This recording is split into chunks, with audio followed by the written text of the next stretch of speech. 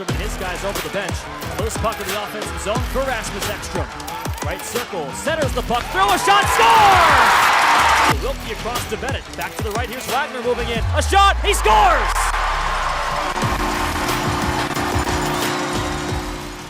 You're from Arthur, Ontario. What has it been like being from there, and how has it affected your coaching professionally? And how did it lead to you becoming a coach? Holy cow. I love talking about Arthur, Ontario, but I think the foundation of anything starts it out. I was able to play a lot of sports and be ultra competitive growing up with a great group of friends, and that we still get together to this day. And you know, I think the foundation of all the sports, really small town. So we didn't have football, we didn't have soccer. That took too many people. Yeah. But fast pitch softball, hockey, lacrosse, did every sport that we could outside. So I think that really just set the foundation of sports and competitiveness. And then how often do you get back there? And when you do, where's the first place you go?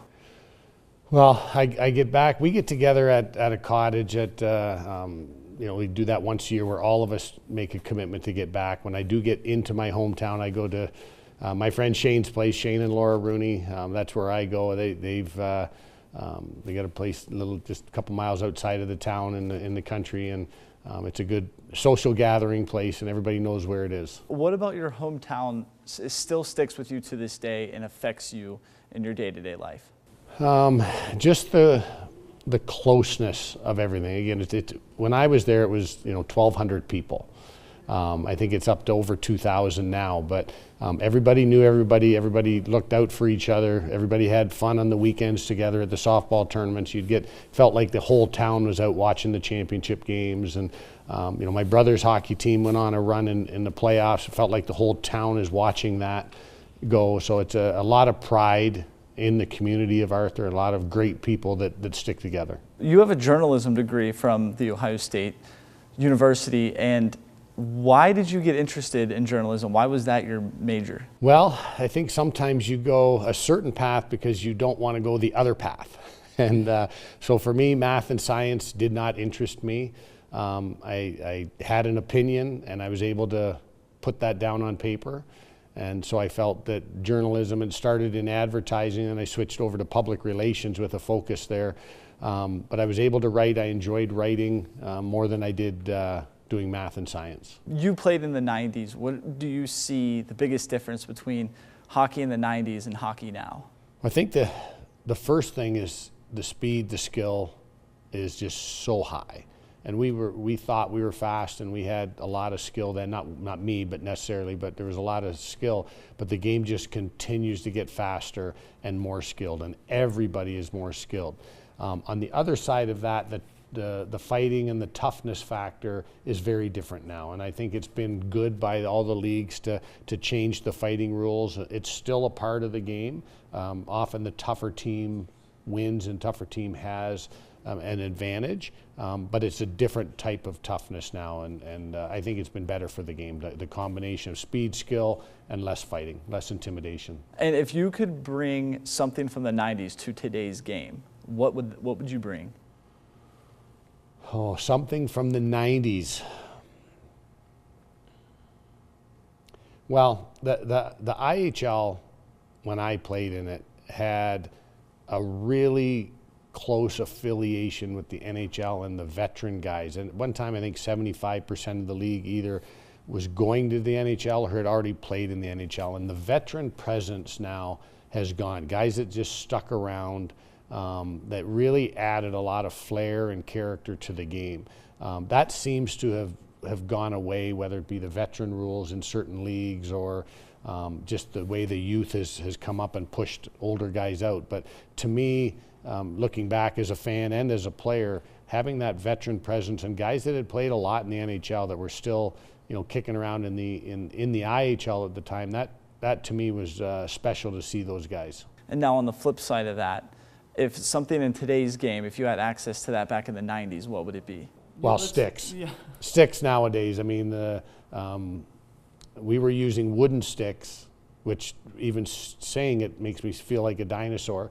But the composite shafts were coming out where you still inserted a wooden stick in. They were just coming out, and only certain players had those. I didn't.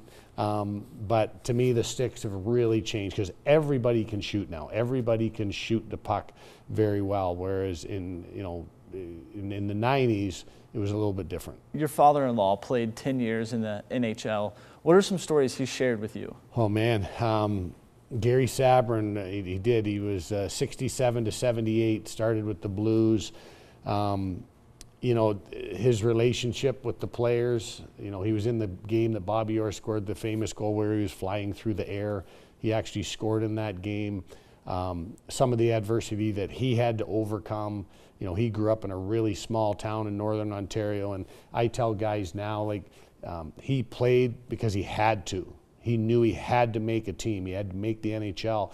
That was his ticket to success, and he succeeded. So, just seeing Scotty Bowman stop in. So my father-in-law, Gary, and his wife, Nancy, they owned a bakery for 30 years in Chatham, Ontario. And after one of the Red Wings Cups, Scotty Bowman stops in and just talks to him.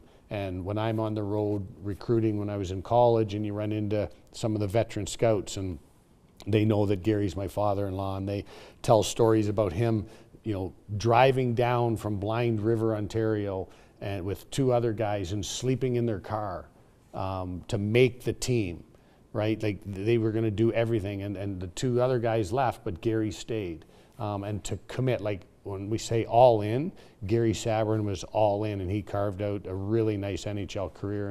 And from that, his family, a great family. Obviously, I married his daughter Susan, but it just his identity as a hockey player is carried with him forever. And moving into your time here in Rapid, how has it been for you? We have really enjoyed it. I mentioned my wife Susan. She works at the School of Mines in the athletic department, and the people over there have been wonderful with her. She's outstanding with the student athletes and the people that she runs into. We've moved into a new home here, not far from downtown, and the people have been great. One of the things we were looking for was a sense of community, and we found that here. The people have been very welcoming, and it's been really nice. Between Arthur and Ohio State, and then all your stops that you've had for coaching, who has the best fans? Well, Arthur was a hometown that grew up. The best fans, I think it goes hand in hand with success. Wherever you win, the fans are behind you. And I was fortunate that we had back-to-back finals appearances with Fort Wayne. And so those fans were great. It was a really good experience for me being in Fort Wayne in the IHL at that time. I was a rookie, but Arthur's not fans. Arthur's a hometown.